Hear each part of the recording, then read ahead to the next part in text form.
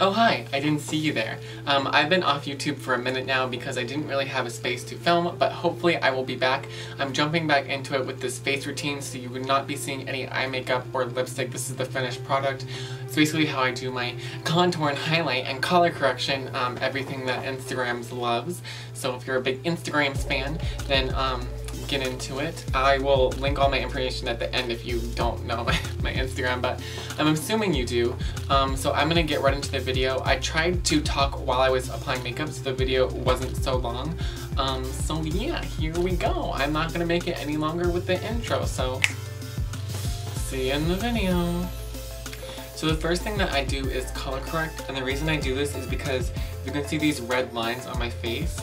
They shine through my foundation, so I cancel them out with green. Instead of green concealer, I like to use the NYX color correcting bases. I use the green one for my cheeks, and I use the orange one under my eyes. Now, about orange color correcting, I probably don't need it, and most likely you don't need it, but when I'm up until all hours of the night, and I want to get ready the next day, I like it. It makes me feel better about myself. So as long as you know educationally that you probably don't need it, I think that it's fine to use it if it makes you feel better.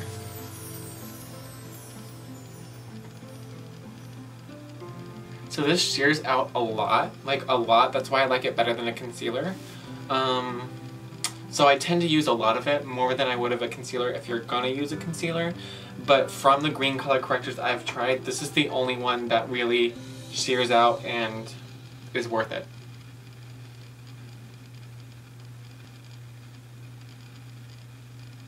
Once that's done, as promised, I go on with the orange. I just go straight from the applicator, and then I can put some here since orange cancels gray tones from a beard,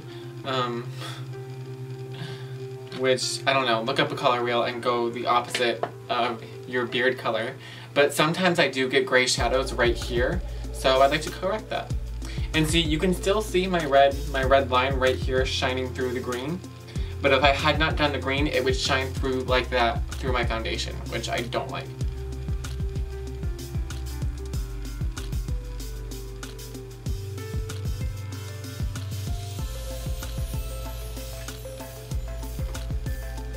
Alright, once that's all blended out with my beauty blender, I'm gonna go in with my foundation. I use the NARS All Day Weightless Luminous Foundation. It has like 3 names.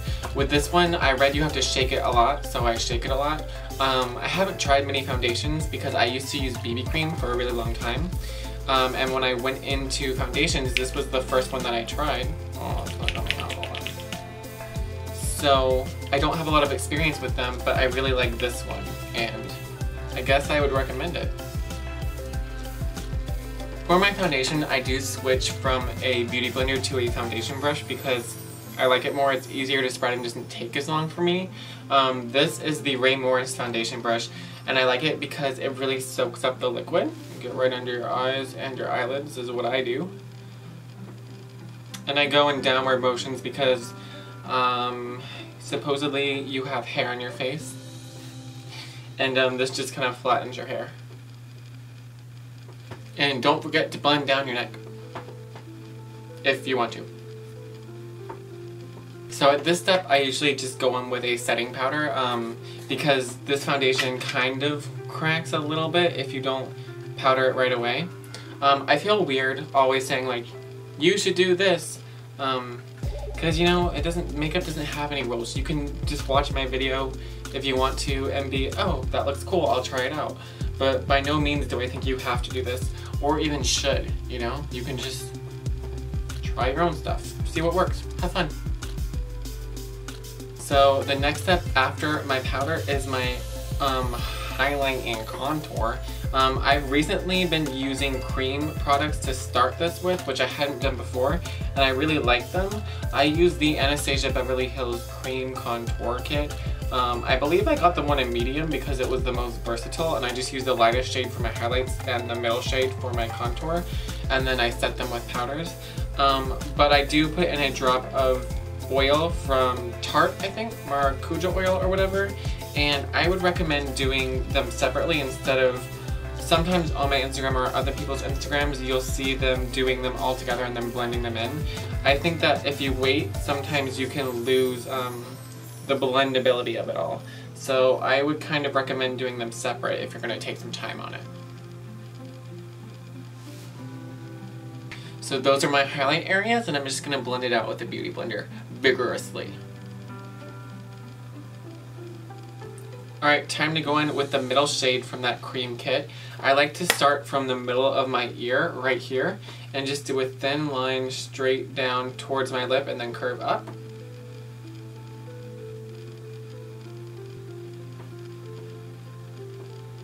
I think those are your basic highlight contour points. I do like to go under here for my lip, which I feel like isn't really talked about as much. I saw it in a video from Scott Barnes and I was like, oh, that's nifty. I really like your makeup and your makeup artistry, so I'm going to try it. I would recommend dabbing a Beauty Blender instead of smearing a Beauty Blender, because I feel like when you smear it, sometimes you can smear your foundation. So that's why I'm going to look like I'm patting instead of like...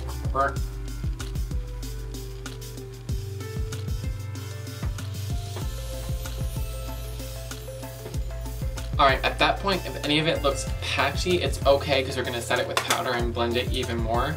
I'm going to go set the light parts first since they've been sitting for a minute. This is the Smith brush, and I really like how it shapes under my eyes. So this is just my normal translucent setting powder. I don't bake or anything because I don't think that I personally need it. Like, they're bright enough, especially with that unnecessary orange. And I don't really think that I want to waste that time. So I don't, but... when people do it, it looks good, so I'm not trying to knock it or anything.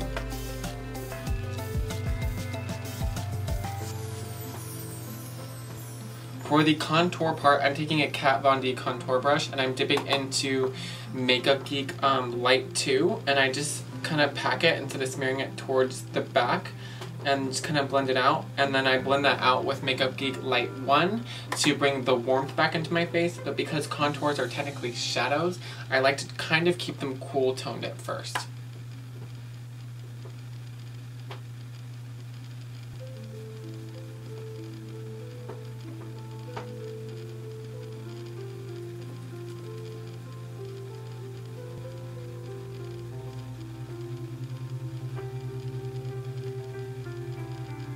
Alright, I am sweating, so if it shows, pretend it's a highlight. My next step is my baking step. As I said, I don't do that. What I do is I squeeze some of my foundation on the back of my hand like that.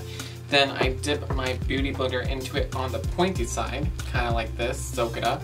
And then I kind of just carve or like clean my contour. So here's before, and here's after that little step. Watching this, we're all in the beauty industry. You know the point of contour is to make your face look like you fell in mud, dirty and patchy. So now that I think we've really achieved that, we're going to go on to the highlight part. What I do is I take a Zoeva fan brush and I spray it with Fix Plus. And I first start with Anastasia Beverly Hills So Hollywood. The reason I start with this is because it's a gold toned instead of like a pale one. And I feel like the pale ones don't really show up very well by themselves. So I just give it a gold base because it has more, I don't know, it just shows up more when I put down the gold base first. Second, I'm going to go in with Jeffree Star Ice Cold. I actually like Ofra Cosmetics You Glow Girl, which is the collab with Dupe That More. Here, let me get to where you can see my highlight.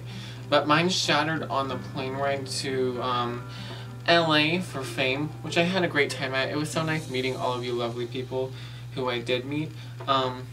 So I can't use that anymore. Well, I still do, but I'm not going to use it right now. It is something you should definitely look into, though. So just a tip for the people who edit on their highlight. When you have a straightforward face or a straight-on shot, the highlight is going to appear more in the apples of the cheeks instead of like back here, because that's not where the light is hitting. So if you would like your highlight to shine more from the front, kind of dust it on your apples, which a fan brush isn't a great tool for this. But if you have the Anastasia highlighter brush, which I do, I just don't have it out right now, you can just brush it more on your apples and you'll get more of a highlight from straight on instead of from the side, as you'll see. So just throwing it out there. Let me think. Is that everything that you do with the face? I think so. I don't want to forget anything, but I'm going to tentatively say that's all. The last thing I'm going to do is kind of blend this highlight out because it's a little bit of a crease right there and kind of bothering me. So I just touched it with my beauty blender that had foundation on it on accident. I didn't really want to put foundation there, but it's okay. You live and you learn. And then I'm gonna buff it like this. You guys, so that's all of it. As I said, this was only a face routine, so I'm sorry if you didn't hear that and you expected to see some actual like eye makeup or lipstick. That will be in the next video. I'm about to do one on using eyeshadow as eyeliner, which is my favorite things to do. So if you don't know how to do that or are interested in how I do it, make sure to look for it in the coming week. If you like this, like it. If you want to subscribe, subscribe. If you don't, then don't do that. But don't forget to also leave me a hateful comment where you use a homophobic slur, because that would really make my day to read them. And for all of you who actually do support me, I very much appreciate it. It does not go overlooked. I hope I replied to all of your comments on Instagram and here. If not, just keep spamming me and I promise I will get to you because I appreciate it. Happy Wednesday for me. I don't know what day this is uploaded, but I hope you have a great day and a great weekend. Bye.